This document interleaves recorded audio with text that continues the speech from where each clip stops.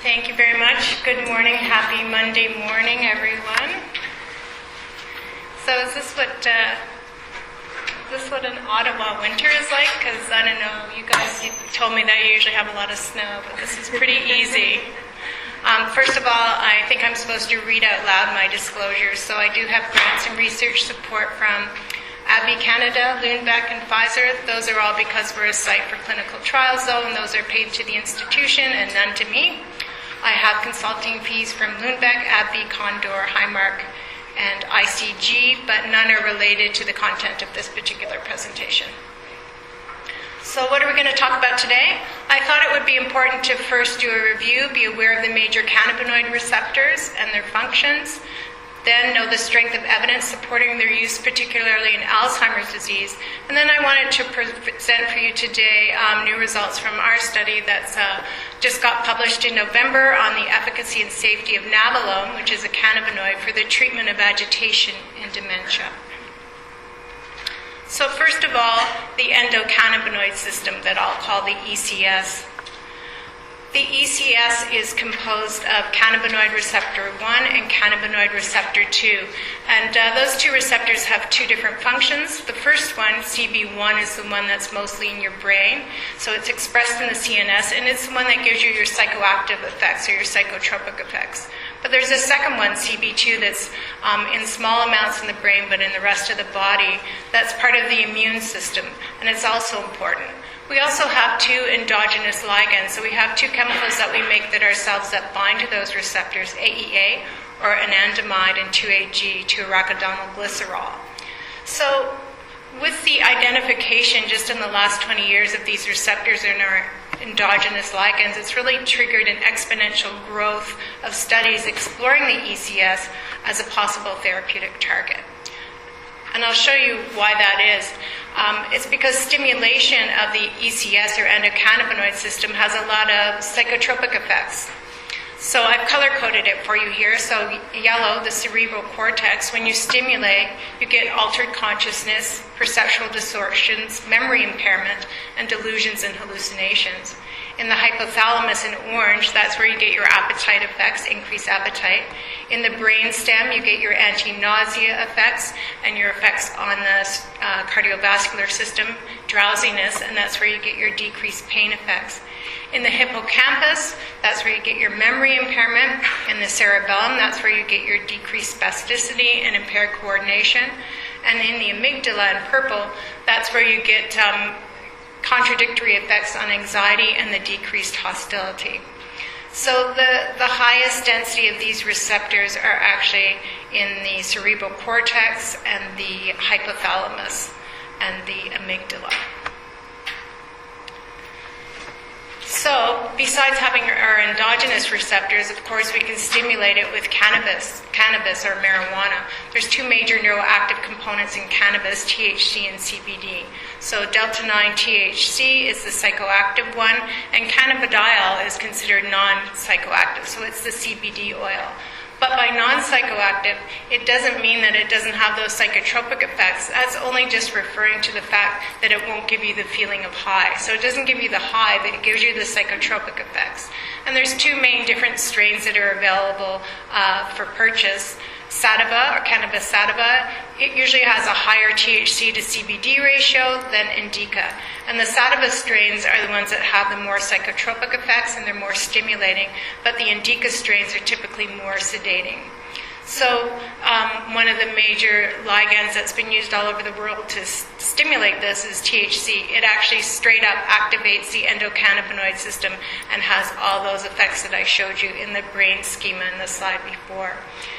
CBD, though, is a little bit different. Even though it's considered a cannabinoid, it doesn't actually directly bind to the cannabinoid receptors. It enhances endocannabinoid signaling, which means that you have to have your endogenous receptors in place in the first place. So it also interacts with a whole bunch of non-endocannabinoid signaling systems. So it's a multi-target drug or a dirty drug. So it works in the serotonergic system and the GABAergic system. So it's not a straight-up cannabis, CB1, CB2 agonist. It's also a potent antioxidant, which can be important for protecting the brain. So for CNS effects, if you look at recent reviews, it's considered to be neuroprotective, anxiolytic, analgesic, and to have antipsychotic properties, which would be the opposite of THC. In a recent review, it was considered to be anticonvulsive, a sedative hypnotic, antipsychotic, and it has anti-inflammatory and neuroprotective properties because of its antioxidant effects. So that's CBD oil. And as you know, in marijuana, both of those occur. So what happens when you have both together? CBD is actually thought to potentiate some of THC's beneficial effects. So it reduces THC's psychoactivity, which makes it more tolerable and widens its therapeutic window because it counteracts some of its effects. It's actually a partial antagonist at CB1. So it counteracts some of the functional consequences of CB1 activation. So for example, preparations that are high in CBD compared to THC are less likely to cause psychotic symptoms compared to those that are low in CBD. So the two work together. Besides being present in marijuana, you can actually prescribe medications that are related to THC. So the first one that is available only in the States is dronabinol, and it's synthetic THC. So it's exactly the same as THC, but a synthetic version instead of being extracted from a plant. So it's a CB1, CB2 partial agonist, so it does all those effects that I showed you in that first brain scheme, but it's not as strong as our endogenous ligands. It's on the market because it's an antiemetic and for appetite and weight loss in AIDS. The one that's available in Canada is very similar. It's nabilone, and it's a THC derivative, so it's an analog of THC, so not exactly THC. It's a CB1, CB2 partial agonist, the same as THC, and it's marketed in Canada as an antiemetic. You can also get a mixture of THC and CBD oil in a 1-to-1 ratio, so it's an actual extract from the cannabis plant. So it would be the CB1, CB2 agonist plus the CBD oil partially blocks some of the effects on the CB1 receptor. It's approved for neuropathic pain and multiple sclerosis. You can buy THC that's pure natural THC, that's about 98% pure, that doesn't have an indication. Or in the States now, there's pure CBD oil, cannabidiol, that is actually approved for anticonvulsants for some rare epilepsies. So, looking at that, how does that apply to Alzheimer's disease, which is the topic that we're talking about today? First of all, the endocannabinoid system may be highly relevant in Alzheimer's disease. CB1 is associated with excitotoxicity, and we know that's important in Alzheimer's disease. We know that CB1 receptors could be reduced in Alzheimer's disease, and that it would be region-specific because it would depend where your amyloid plaques and tangles are in the brain. CB1 receptors regulate neurotransmitters that are involved in excitotoxic neurodegenerative processes. We know that as the Alzheimer's brain is dying, you have excitotoxicity contributing to that and killing brain cells. So the CB1 receptors are associated with that. CB1 agonists in the limbic system inhibit GABA release and modulate glutamate release. So again, they help with excitotoxicity or killing brain cells. And CB1 agonists prevented A-beta-induced neurotoxicity in vitro. So with Alzheimer's disease, we have A-beta and tau, and CB1 receptors can actually modulate both of those. For example, they decrease NO production, which leads to a decrease in tau protein hypophosphorylation. So for CB2, it's associated with neuroinflammation, which is the second mechanism that contributes to brain cell death in advanced Alzheimer's disease. CB2 receptors are upregulated with neuroinflammation. Microglial activation and migration are regulated by CB2 receptors. So microglia, of course, are the brain cells that are associated with the immune system. If you give a CB2 agonist, so stimulate it, you suppress that neuroinflammatory process. And some recent evidence shows that CB2 agonists lead to beta amyloid removal. So we think that unlike some of the medications, giving a cannabinoid can actually help with some of the pathology that's associated with Alzheimer's disease. So what do we see clinically that might be important? Well, if you look at some of the behaviors I showed you, they might actually help for agitation in Alzheimer's disease. So clinically, when you give something that stimulates CB1 and CB2, you're going to see sedation. The sedation is dose-related, so if you give a high enough dose, you're going to get them really sedated, but we hope that there might be a sweet spot that has just a little bit of sedation but isn't causing your patient to fall over. They can have an anti-anxiety effect, and they can also increase appetite and decrease pain, both of which might be important in patients with advanced Alzheimer's disease. And as I showed you, they help with pathological processes. So endocannabinoid signaling modulates a bunch of AD pathological processes that I showed you on the slide before, and those include neuroinflammation, excitotoxicity, mitochondrial dysfunction, and oxidative stress. But importantly, the patients who typically have agitation are those with more advanced disease, and that's when these particular processes are most active. So it might help protect the Alzheimer's brain in a patient with agitation. And there's been a theory that loss of endogenous cannabinoids that's associated with Alzheimer's disease leads to a loss of protection from excitotoxicity.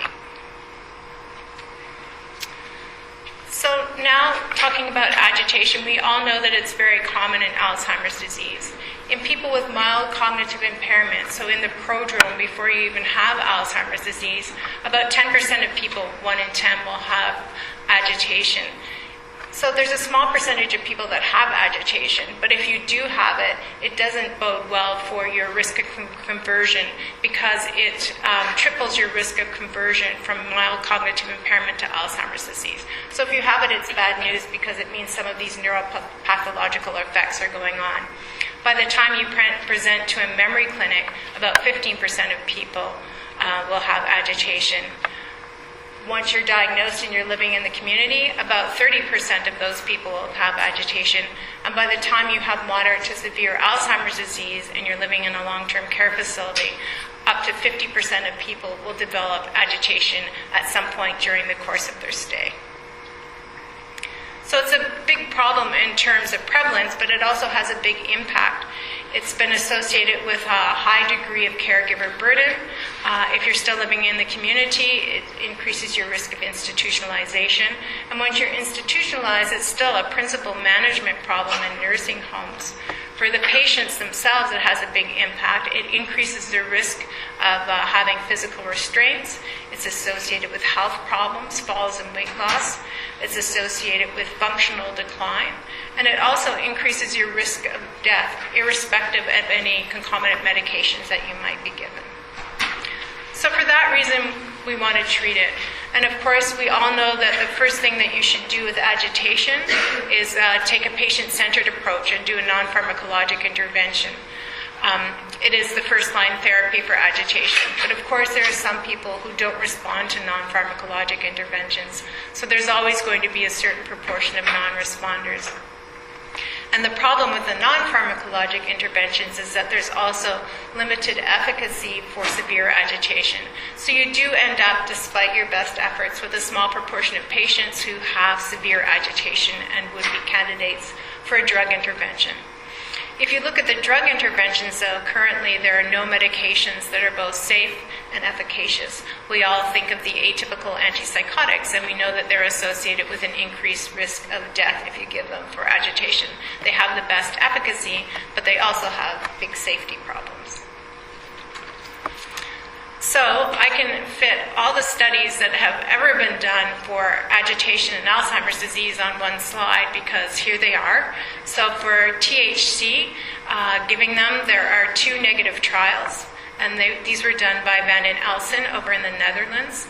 Her first one was a double-blind repeated crossover 2-week trial, and she found no change in neuropsychiatric symptoms. And then instead of doing a crossover trial, she tried a parallel group trial with a slightly higher dose in 24 patients with dementia and NPS, which are neuropsychiatric symptoms, for 6 weeks, and still found no change in neuropsychiatric symptoms. But while probably a large proportion of those people did have agitation, she didn't specifically recruit patients who had agitation. For her study, she took a mixed bag of neuropsychiatric symptoms, so any neuropsychiatric symptom. So these two studies were considered to be underdosed, and they don't exactly answer our question of whether THC works for agitation and dementia. The next studies used dronabinol, which I showed you is a synthetic version of THC, and there are some positive trials, but they all have very few study participants and short duration. So the first study was in 11 anorexic patients with AD. So they weren't actually recruiting for agitation, they were trying to treat advanced anorexia. And what they found is just as a secondary outcome, they noticed that agitation on the Cohen-Mansfield agitation inventory decreased. But it was a secondary outcome. They didn't recruit people for agitation, and they had tolerability issues with that dose. In the next trial with 24 AD patients, this is the only one that has ever looked at Alzheimer's disease and agitation. They used 2.5 milligrams per day for 2 weeks, but they only did it in 7 patients, and they found a decrease in nocturnal motor activity. And finally, another small study to Alzheimer's patients with nighttime agitation. So they are looking for people with agitation. A crossover trial, the same dose, and again they found decreased nocturnal motor activity. And they found tolerance, though, to the dose over 2 weeks. And finally, for nabilone, the one that's available in Canada, the THC analog, there have been no trials. There was a case study with one patient who had Alzheimer's disease and a variety of neuropsychiatric symptoms, and they found in that patient at 0.5 milligrams BID a decreased agitation. But they also found that at that dose there was the decreased agitation, but the medication was very well tolerated. For CBD oil trials in Alzheimer's disease, there have actually been no trials. I know that people are using it in nursing homes and in long-term care facilities, but there's actually no evidence to date where CBD oil has been used in a trial for agitation. So there's no evidence. It has been used in Parkinson's disease. It was given the very pure form, not with THC, and it was given at 400 milligrams per day, and it decreased psychotic symptoms over 4 weeks. So there might be a signal there. It improved sleep disturbances, and it improved quality of life. For safety, though, if you're just giving CBD, you should be aware that it's actually metabolized by the cytochrome P450 enzymes 3A4 and 2C19, and those are the classic enzymes for drug-drug interactions. In vitro and in vivo data suggest that it inhibits CYP1A2, CYP2C19, and CYP3A4.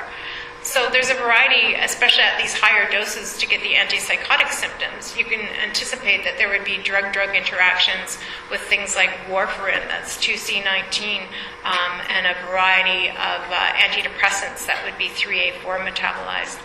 But this has never, again, been studied in patients with agitation, and people have not looked into these potential drug-drug interactions, so the clinical relevance has yet to be established. Of course, they're going to be dose-related, though. So the higher the dose, the more you're going to be susceptible to these drug-drug interactions that people haven't looked at. So now, moving on to our trial, we did a nabilone trial for agitation in Alzheimer's disease. And as I said, this is now in the November issue of the American Journal of Geriatric Psychiatry. So we did a double-blind, placebo-controlled crossover trial in 38 patients, and we chose people with agitation and Alzheimer's disease or Alzheimer's disease mixed with vascular dementia. And we looked at nabilone, 1 to 2 milligrams per day versus placebo for 6 weeks each.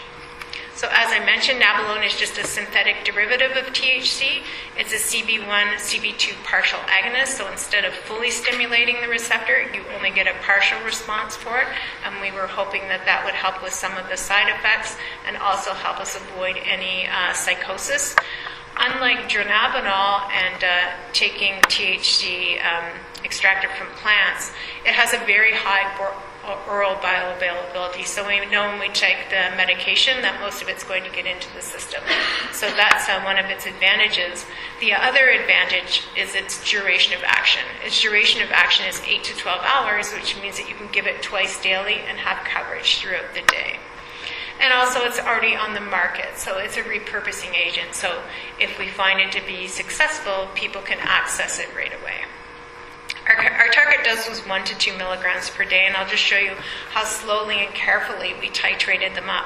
We started first with a 1-week single-blind placebo run-in. The people were in long-term care facilities. We wanted to be able to observe them for a week and really make sure that their agitation didn't disappear over that week of taking placebo, because sometimes just with the added attention and with the nursing staff doing the Cohen-Mansfield, it's like doing a non-pharmacologic intervention, because they look at the antecedent, the behavior, and the consequence just by doing the scale. So we find that by putting them in the study and giving them placebo first, we can actually get rid of a lot of agitation. This is in a long-term care facility that already has all the non-pharmacologic interventions in place. They have pet therapy, they have art therapy, they have a snowslim room, they have a garden. So this is in a well-managed facility that have people doing non-pharmacologic interventions. Even then, even with all that, we can still bring them into a trial, give them placebo, and they have a placebo effect. They like my 20-year-old research assistants coming to visit them and ask them questions and talk to them, and we just do a bit more of that, and it helps them. And then we know we don't need to put them on a medication. We know that they just need a little bit more attention. So those people don't go on the trial. It's the ones who still have severe agitation after the 20-year-old research assistants come in and talk to them. So we start really slowly. We give 0.25 milligrams QHS for 3 nights, and then we slowly move up. They don't reach an actual target dose until week 2, when they get 0.5 milligrams PID. That was the minimum dose that was based on that one trial. And we also push the dose because we know that the brain is degenerating with Alzheimer's disease. In weeks 3 or 4, we tried to move them up to 1 milligram twice daily, so 2 milligrams per day total, or we decreased it based on their tolerability. So if they started getting sedated, we backed off on the dose. And that dose was maintained until down titration. So for inclusion, patients 55 years of age, diagnosed with Alzheimer's disease or mixed Alzheimer's disease, moderate to severe dementia. They had to have clinically significant agitation, so on the neuropsychiatric inventory scale, on the agitation aggression subscale part of it, they had to have a score of at least 4. And if they were on cognitive enhancers, that was fine. We wanted a real-world trial. We just wanted them on a stable dose for 3 months. The same with any psychotropic medications they were on. No change in psychotropic medications in the last month. No contraindications to navalone, which would basically be a history of hypersensitivity to cannabinoid. We didn't want delusions or hallucinations that were present already, because I showed you that these drugs can cause delusions and hallucinations or psychotic symptoms on their own. So we didn't take people who already had psychotic symptoms that were clinically significant. Because they can have cardiovascular effects, we didn't want current significant cardiovascular disease. You can see that we got a lot of people in. If they had a little bit and it was stable, that was fine. And then we didn't want other psychiatric or neurological conditions or previous or current abuse or dependence on marijuana.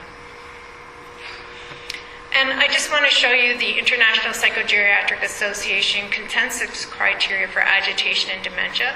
So we now have criteria to diagnose agitation and dementia, which sounds like it should be something trivial. We all know what it is, but what this has done by coming up with these criteria is open the doors to make it an indication at the FDA and in Canada, at Health Canada, for something that a drug can be prescribed for. So there is now an FDA endorsed way of diagnosing agitation. And this was led by Jeff Cummings, and I was on this group. So in 2015, when we started our trial, these had just come out. So we also looked at IPA criteria in all these patients. So just to review them briefly, they're long and detailed, but the 4 major points are they have to be occurring in patients with cognitive impairment or dementia. And the key diagnostic feature is that the behavior has to be consistent with emotional distress. We know that you can have physical agitation, or you can be a happy wanderer. If you just talk about how much you're walking up and down the hallway, if there's no emotional distress, we don't consider that agitation. It's okay to wander, but we all know what the patient looks like who's agitated and banging on stuff and walking up and down the hallway and is obviously very distressed. So we made that part of these criteria. It can manifest with 3 things, so excessive motor activity, verbal aggression, or physical aggression. And it has to cause excess disability and not solely be attributable to another disorder. This is the study design for the trial. So it's a crossover trial. So that means you start here and we have our placebo run-in. And then if you're still agitated, we randomize you here at baseline. You either get nabilone first or placebo first. And then we wash you out. Again, it's a placebo washout. And you're supposed to return to baseline. And then you get whatever medication you didn't get the first time. So that way each person acts as their own control. And if you just want to do a pilot study, you need a much smaller number of patients to do this. You need half the number of patients that you would if you just ran a randomized controlled trial. And there's two things that you have to be careful of to be able to do this trial. First of all, of course, with agitation, you have to make sure that the two baselines are the same. When you take away the drug, you want them to get agitated again, because otherwise you're going to have an order effect. You can't do a crossover trial, for example, for giving an antibiotic that's going to cure an infection, because if you're cured after the first phase and it doesn't come back, you can't go on to the second phase. So agitation is suitable for that, especially if you pick people like ours who have consistent agitation for months and months that's non-responsive to anything that you do. And then you want to make sure that the treatment order doesn't matter. That's a second way of making sure that you washed out and tapered down. So our primary outcome was the outcome that we picked patients for to put them in the trial was agitation, and we used the Cohen-Mansfield Agitation Inventory. For secondary outcomes, we looked at overall behavior, because it's fine to make agitation better, but if you look at overall behavior, it tells you that you're not making psychotic symptoms worse or something else worse, because you saw the cannabinoid brain and all the different areas that I showed you. You could make a lot of behaviors worse, so you want to make sure that agitation gets better and overall behavior gets better too. We did a backup score of agitation aggression on the MPI. We looked at cognition, because we know that with the Esitad trial with citalopram, it helps a bit with mild to moderate agitation, but it also has cognitive deficits.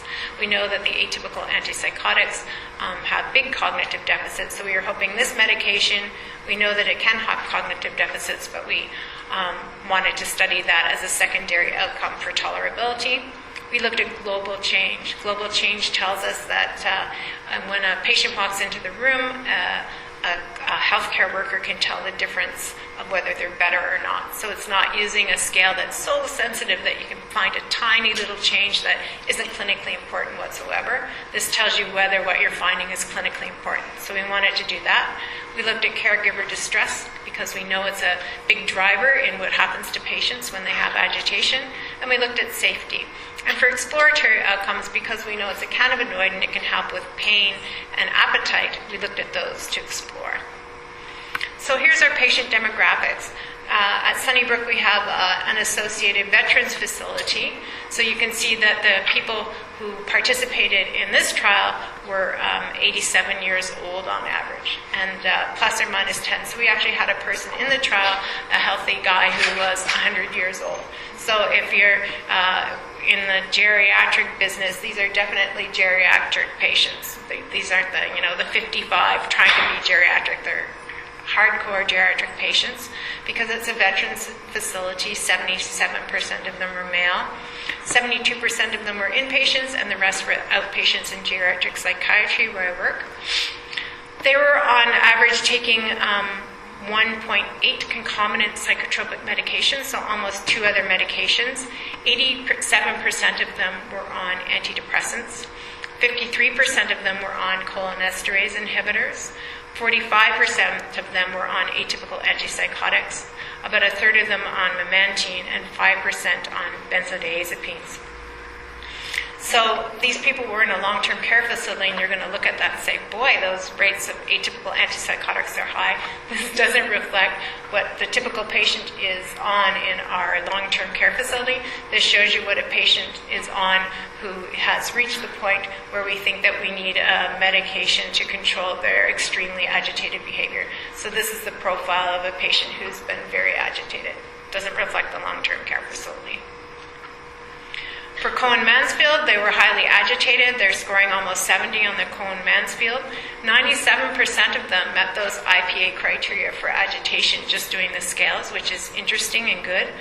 For their neuropsychiatric inventory nursing home scale total, so all their behavioral symptoms, they were 34 with a hefty 7 on the agitation score and 12 on the caregiver distress score.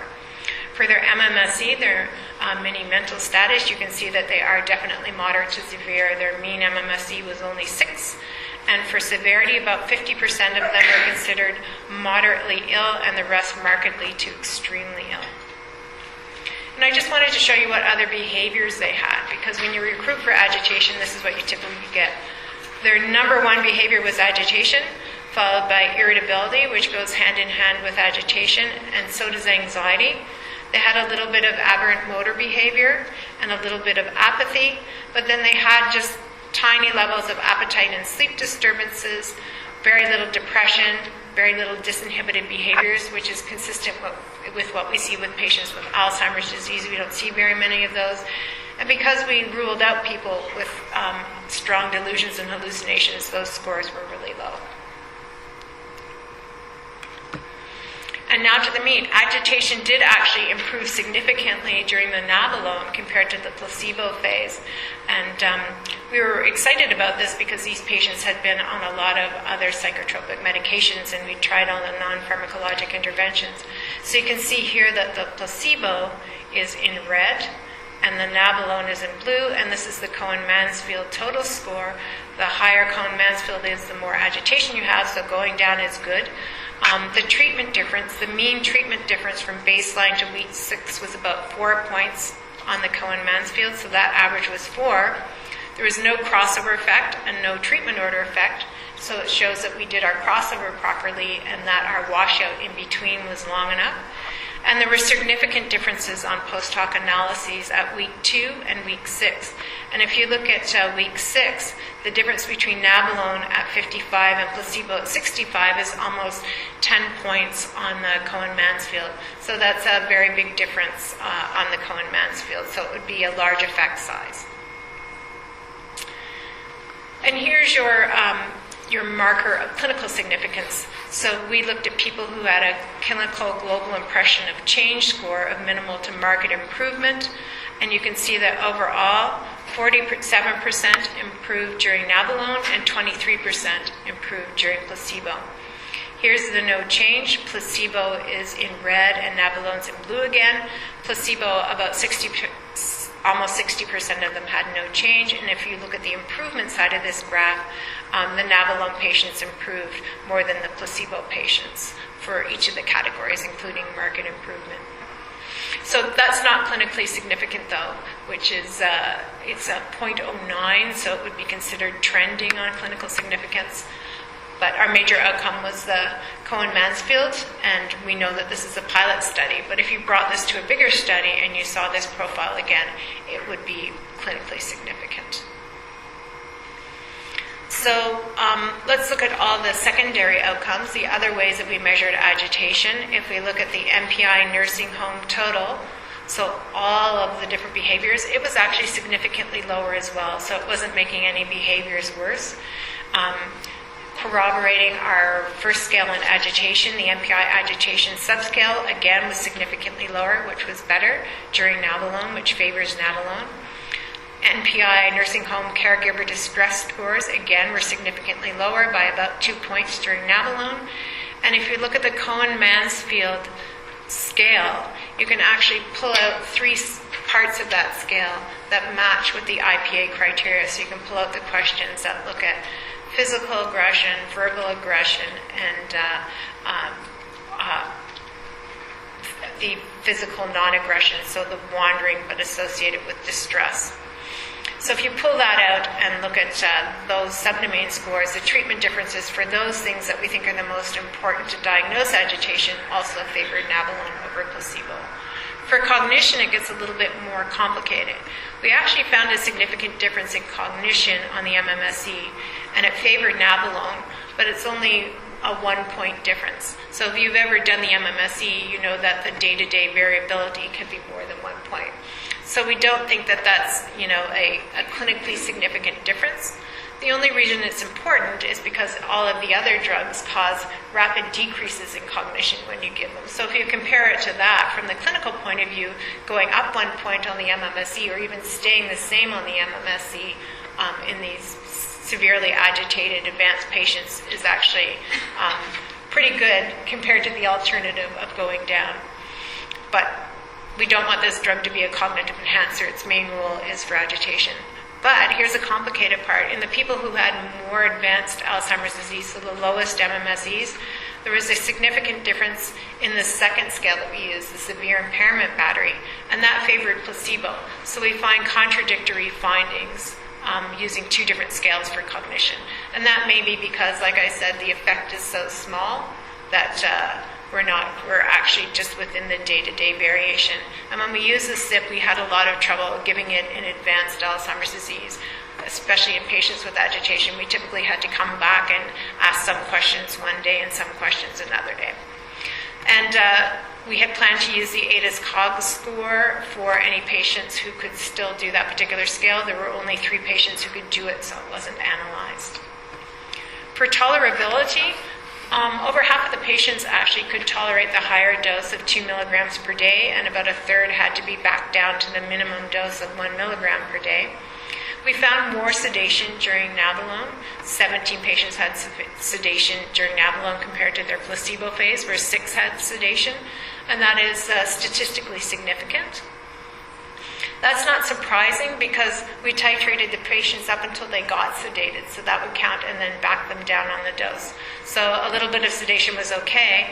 What we didn't want was treatment-limiting sedation. So there were no differences in treatment-limiting sedation statistically, but if you look at the ratio of 5 to 1, I would be concerned about sedation, and we have to be careful about that. If you ran this in a bigger trial and 5 times the patients on the drug phase have sedation, you're going to pick it up and it's going to be statistically significant.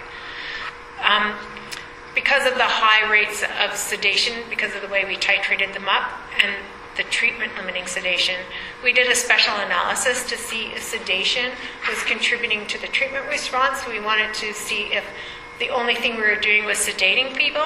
So we looked at that in an analysis, and it didn't contribute significantly to response, which tells us that there was a group of people who responded by having improved agitation, and that we managed to find a sweet spot where they weren't sedated and they did have a decreased agitation. There were no differences in falls, serious adverse events, study discontinuations, or deaths between the two groups. And I wanted to talk a little bit about weight loss and pain. We know weight loss is common in Alzheimer's disease. About a third of patients with Alzheimer's will have it, but the risk increases as the disease progresses. It has negative consequences. Loss of muscle mass and strength leads to greater risk of falls, more functional dependence, and lower quality of life. And it's strongly associated with agitation. People who are agitated frequently have a lot of weight loss, either because of the increased physical activity or because they can't sit there long enough to take in their meals because they're too agitated.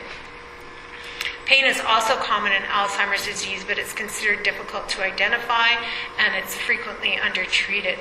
It's also associated with agitation, and we know that untreated pain can contribute to agitation. So let's look at what happened with our exploratory outcomes. First, for pain, we use the Pain AD score, which is a scale that's been validated to use in people with advanced Alzheimer's disease who can't tell you what kind of pain they might have all the time. A score between 1 and 3 indicates mild pain, and our baseline average was 2.6. So our residents in general had well-controlled pain. There were no treatment differences on the Pain AD scale, so we didn't pick up anything on pain, and I think that's because, as I'm showing you here, that they all had mild pain, unlike a trial that would recruit patients specifically for pain. For the mini nutritional assessment short form, so this is our nutrition scale to see whether their appetite is increasing and whether they're benefiting. The maximum on that scale is 14 points, and our baseline average of our patients was 8.7.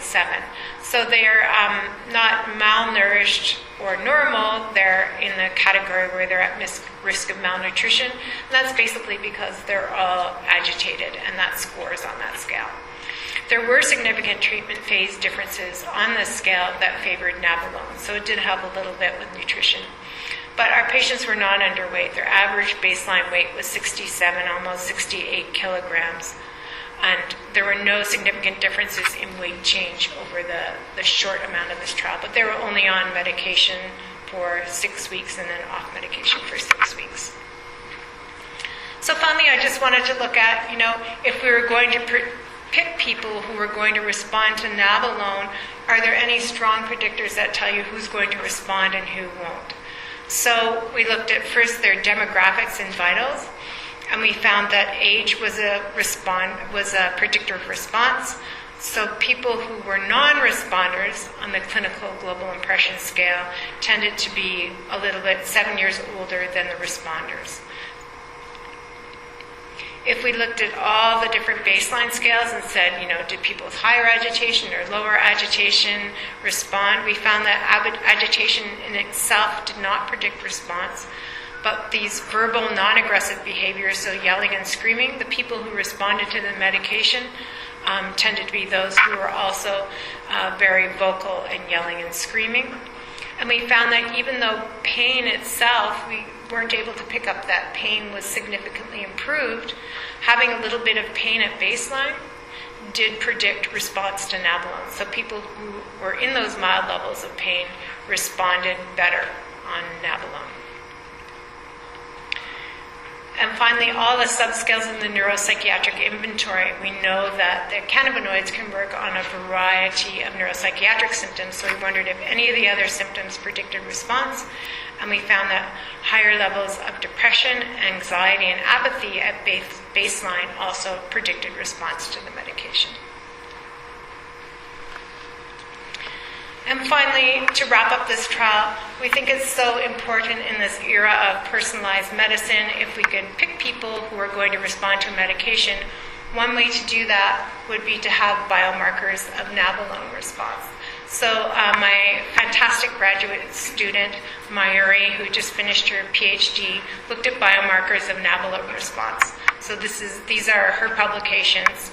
First of all, we looked at oxidative stress and neural inflammation, because I showed you that they're mechanistically relevant for the endocannabinoid system. We think that these medications may help with oxidative stress and neural inflammation. And Mayuri published a review showing that cytokines have previously been associated with agitation. So the markers for inflammation are. So lower baseline TNF was associated with decreases in agitation in the nabilone phase. So we did find the inflammatory response. She also looked at something called CCOL. We know that you have elevated brain cholesterol as you have Alzheimer's disease.